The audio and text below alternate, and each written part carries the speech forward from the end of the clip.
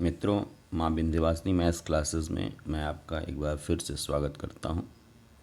आज का जो हमारा टॉपिक है जिसको हम लोग आज के वीडियो में डिस्कस करने वाले हैं वो है domain, codomain and range of a function. दूसरा टॉपिक है इक्वल फंक्शन और तीसरा टॉपिक है रियल वैल्यूड फंक्शन। तो सबसे पहले हम लोग स्टार्ट करते हैं कि डोमेन, कोडोमेन और रेंज ऑफ ए फंक्शन से क्या मतलब है। तो मान लीजिए हमने एक फंक्शन डिफाइन किया set A to set B. तो इस फंक्शन को हम लोग इस तरह लिख सकते हैं कि f is equals to a b, यानी f जो है ordered pair a b type के एलिमेंट्स को कंटेन करेगा, where a belonging to a and b belonging to b। अब इसमें हम इस चीज़ को हम ऐसे भी लिख सकते हैं कि f is equals to a comma F a, ऐसे भी लिखा जा सकता है सच दैट, या इसको लिख सकते हैं for every A belonging to A, यानी एफ जो होगा वो A comma F A type के एलिमेंट को कंटेन करेगा। एफ ए का मतलब है ऐसे एलिमेंट जो ए की इमेज हैं अंडर एफ। अब इसका अर्थ क्या हुआ, जैसे मान लीजिए हमारे पास ये सेट ए है और ये सेट बी है। इसमें कुल मिला के मान लीजिए 3 एलिमेंट हैं, 1 3 4, और बी में है ए बी सी डी, मान लीजिए 4 एलिमेंट हैं।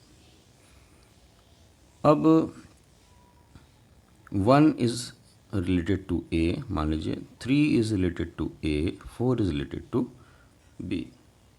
तो मैंने जैसा कि पिछले वीडियो में बताया था कि ये फंक्शन होगा यदि यहाँ ए के सभी एलिमेंट का रिलेशन आपको यहाँ पे मिले, और दूसरी चीज़ यहाँ के सभी एलिमेंट की यहाँ पे यूनिक रिलेशन मिले, यानी एक एलिमेंट का रिलेशन यहाँ पे सिर्फ एक एलिमेंट को से हो। अगर ऐसा है तो वो जो रिलेशन होता है वो फंक्शन कहलाता है। तो फिलहाल यहाँ पे 1 का सिंगल एलिमेंट ए से रिलेशन है, 3 का ए से है, 4 का बी से है। इसका मतलब साथ ही साथ यहाँ पे सभी एलिमेंट्स एंगेज हैं, इसका मतलब ये फंक्शन होगा। अब इस ए को हम लिख सकते हैं एफ ऑफ 1, क्योंकि 1 की ये इमेज कहलाती है। 3 को लिख सकते हैं, इसको हम ए को ही एफ ऑफ 3 भी लिख सकते हैं, 3 की भी ये इमेज है। और बी को लिख सकते हैं एफ ऑफ 4। तो यानी जो सेट एफ होगा उसमें आएगा 1 एफ ऑफ 1, ये आ गया, 3 एफ ऑफ 3 और 4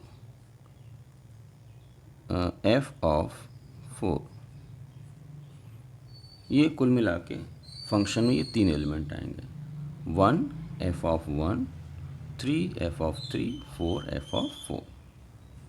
वही चीज़ यहाँ पे लिखी हुई थी कि जो फंक्शन सेट होगा हमारा वो एफ ऑफ ए टाइप के एलिमेंट को कंटेन करेगा, जहाँ की ये जो ए है ये ए में बिलोंग करेगा, और एफ ए जो है यहाँ पे एफ ए बिलोंग करेगा बी में।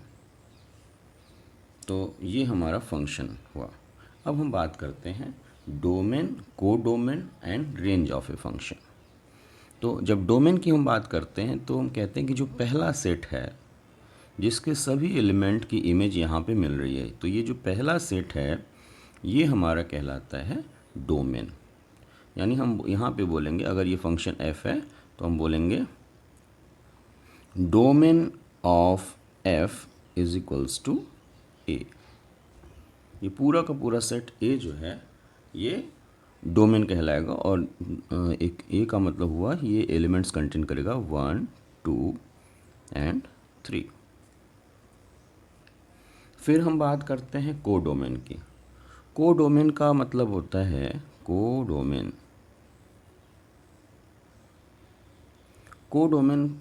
यानी जो हमारा सेकंड सेट है, ये पूरा जो सेट है, सेकंड सेट पूरा वो कहलाएगा कोडोमेन। तो यानी बी जो है वो कोडोमेन है और इसके एलिमेंट्स होंगे ए बी सी डी।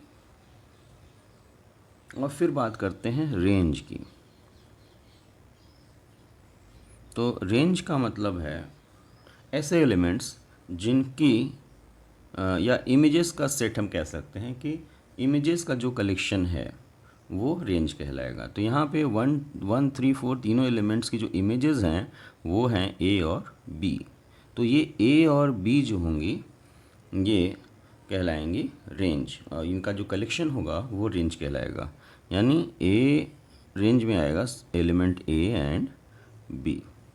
तो डोमेन का मतलब होता है आपका पूरा सेट ए, को डोमेन पूरा सेट बी, और रेंज होता है ऐसे एलिमेंट्स बी के जिनकी जिन जो कि ए के एलिमेंट्स की इमेज हैं, या ऐसे भी कह सकते हैं बी के ऐसे एलिमेंट जिनकी प्री इमेज ए में मिल रही है वो रेंज कहलाएंगे। जैसे सी की प्री इमेज यहाँ पे नहीं मिल रही है, ए की प्री इमेज 2 है 1 और 3, बी की प्री इमेज है 4।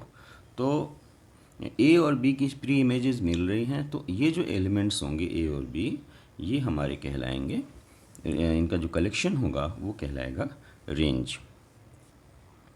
तो अब हम इसी को एक और तरीके से डिस्कस कर लेते हैं। जैसे हमने कहा f is defined from set of natural number two natural number. एक एग्जांपल ये डिस्कस कर रहा हूँ मैं। f is defined from set of natural number two natural number, यानी नेचुरल नंबर से नेचुरल नंबर में फंक्शन f परिभाषित है, और इस तरह परिभाषित है कि f is equals to a f of a such that f of a is equals to a square plus 1। इसका मतलब ये हुआ कि जो फंक्शन f होगा वो order pair F A type का होगा, और जो एफ ए है यानी जो उसकी इमेज है, ए की जो इमेज है वो ए स्क्वायर प्लस 1 के इक्वल है। तो इसको अगर हम दिखाना चाहें तो ऐसे दिखाएंगे, ये हमारा नेचुरल नंबर है, ये दूसरा नेचुरल नंबर का सेट है। अब इसमें अगर कोई एलिमेंट ए है तो इसकी इमेज यहाँ पे एफ ए मिलेगी, यानी आपको मिलेगी ए स्क्वायर प्लस 1। अब इसको देखा जाए यहाँ पे तो मान लीजिए ये हमारा नेचुरल नंबर हो गया, ये दूसरा सेट हो गया नेचुरल नंबर का, इसके एलिमेंट्स है 1 2 3 4 एंड सो ऑन। अब यहाँ भी एलिमेंट्स होंगे 1 2 3 4 5 एंड सो ऑन। अब अगर हम 1 की इमेज सर्च करें तो 1 की ए की जो इमेज है वो है ए स्क्वायर प्लस 1।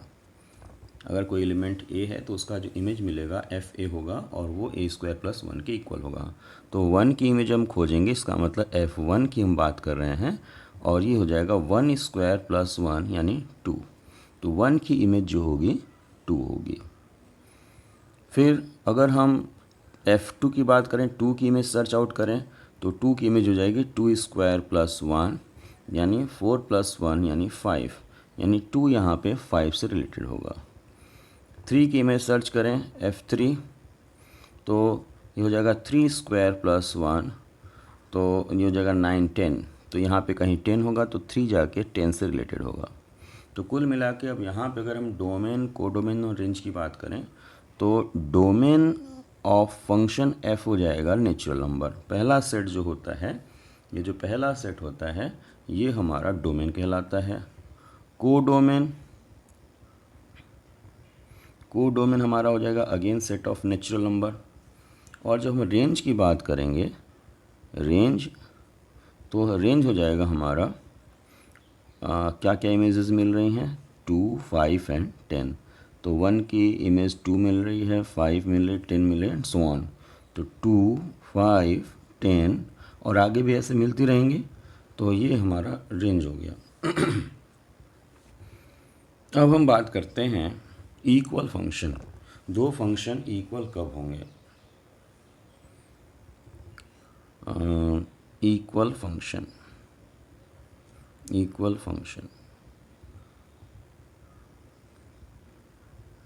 मान लीजिए हमारे पास दो फंक्शन हैं f जो कि डिफाइंड है a टू b और दूसरा फंक्शन है g वो जो डिफाइंड है a टू b।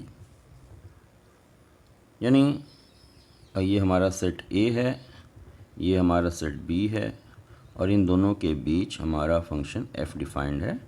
हमने A की इमेज यहाँ पे मिल रही है fa और दूसरा फंक्शन है वो भी a टू b ही डिफाइंड है। तो a सेट हो गया हमारा, ये b सेट हो गया। ये मान लीजिए कि कोई एलिमेंट है, मान लीजिए यहाँ पे a और इसकी एलिमेंट इसकी जो इमेज मिल रही है वो मिल रही है g ऑफ a, क्योंकि यहाँ पे फंक्शन g है और यहाँ पे जो फंक्शन है f है। तो a की इमेज जो यहाँ पे मिलेगी वो fa मिलेगी, यहाँ पे a की जो इमेज मिलेगी वो ga मिलेगी। तो ये दोनों फंक्शन इक्वल कब कहे जाएंगे? इन फंक्शंस को इक्वल यानी f is equals to g अगर आपको बोलना है तो आप कब बोलेंगे? तो पहली कंडीशन होती है कि f domain of f should be equals to domain of g। ये पहली कंडीशन है। फिर कोडोमेन ऑफ f इक्वल होगा कोडोमेन ऑफ g और for every x belonging to domain fx is equals to gx। तो यहाँ पे डोमेन की, यहाँ पे a का f का डोमेन है a, g का डोमेन है a, डोमेन दोनों का सेम है। f का कोडोमेन है b, g का कोडोमेन है b, दोनों का कोडोमेन भी सेम है। जो तीसरी कंडीशन है वो इम्पॉर्टेंट है, वह कहता है कि a के सभी एलिमेंट्स की जो इमेजेस यहाँ पे मिल रही हैं और यहाँ पे जो a के सभी एलिमेंट्स की इमेजेस मिल रही हैं वो एग्जैक्टली सेम हो। अगर कोई एलिमेंट यहाँ पे a है, उसकी इमेज यहाँ पे fa मिल रही है, वही इमेज a की यहाँ पे a वही होगा, उसकी इमेज जो मिल रही है वो ga मिल रही है।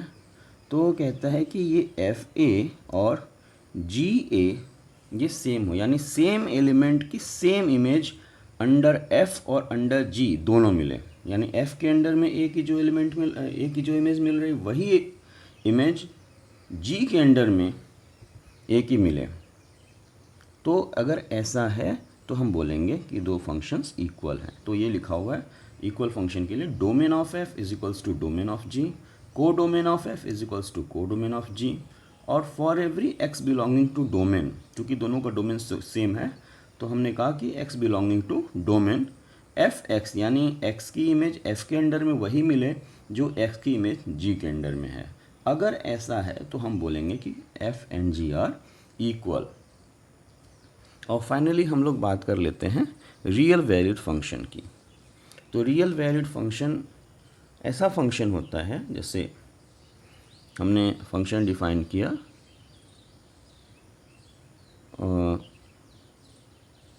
फंक्शन डिफाइन किया set a to set b और ये रियल वैल्यूड फंक्शन तब होगा जबकि a और b दोनों, यहाँ पे जो a है और ये जो b है दोनों ये रियल नंबर के सबसेट्स हों। यानी जो डोमेन है वो भी रियल नंबर का सबसेट हो और जो को डोमेन है वो भी रियल नंबर का सबसेट हो। तो हम बोलेंगे कि जो फंक्शन f होगा a टू b ये फंक्शन रियल वैल्यूड फंक्शन होगा, वास्तविक मान फलन होगा। यानी अगर a b का सबसेट है और a रियल नंबर का सबसेट है और b भी रियल नंबर का सबसेट है तो हम बोलेंगे कि ये जो f है वो रियल वैल्यूड फंक्शन है।